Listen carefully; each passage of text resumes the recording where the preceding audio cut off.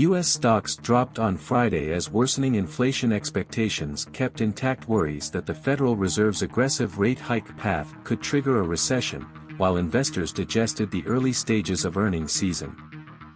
In the last session of a volatile week, equities opened higher, then reversed course after data from the University of Michigan showed consumer sentiment improved in October but inflation expectations worsened as gasoline prices moved higher.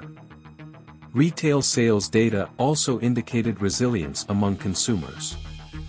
The main thrust for the market right now is higher interest rates, higher inflation, and the Fed is going to continue to move its Fed funds target higher, said Anthony Saglenbean, chief market strategist at Ameriprise Financial in Troy, Michigan.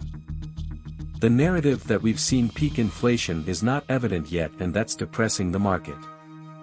On Thursday, a reading on consumer prices, CPI, showed inflation remained stubbornly high.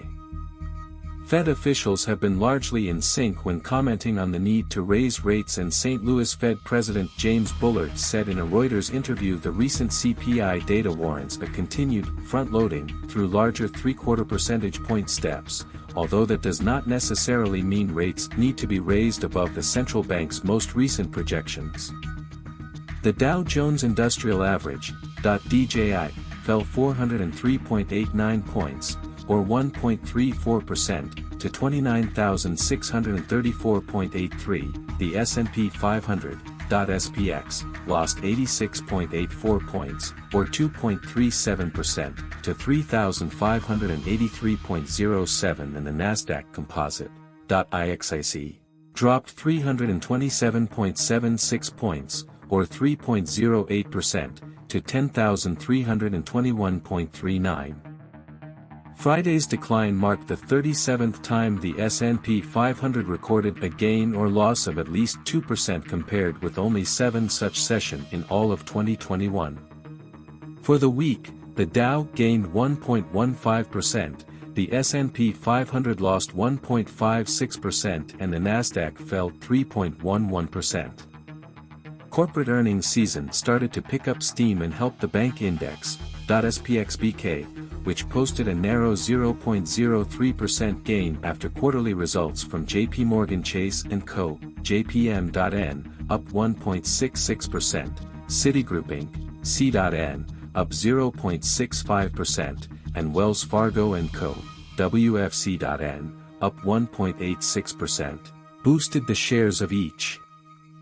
The message I got from them is things are looking pretty good from an economic perspective despite the challenges, but they increased loan loss reserves just in anticipation that you are going to see some more slowing, said Brian Jacobson, senior investment strategist at Allspring Global Investments in Menominee Falls, Wisconsin.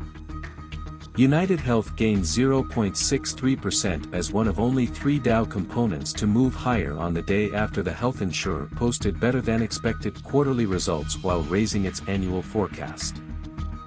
Analysts now expect third-quarter profits for S&P 500 companies to have risen just 3.6% from a year ago, much lower than an 11.1% increase expected at the start of July, according to Refinitiv data. Kroger Co., KR.N, shares dropped 7.32% after the supermarket chain said it would buy smaller rival Albertsons Companies Inc., ACI.N, in a $24.6 billion deal. Tesla Inc., TSLA.O, slumped 7.55% following media reports that the electric vehicle maker has put on hold plans to launch battery cell production at its plant outside Berlin due to technical issues. Volume on U.S. exchanges was 10.88 billion shares, compared with the 11.48 billion average for the full session over the last 20 trading days. Declining issues outnumbered advancing ones on the NYSE by a 4.20 to 1 ratio, on Nasdaq, a 2.87 to 1 ratio favored decliners.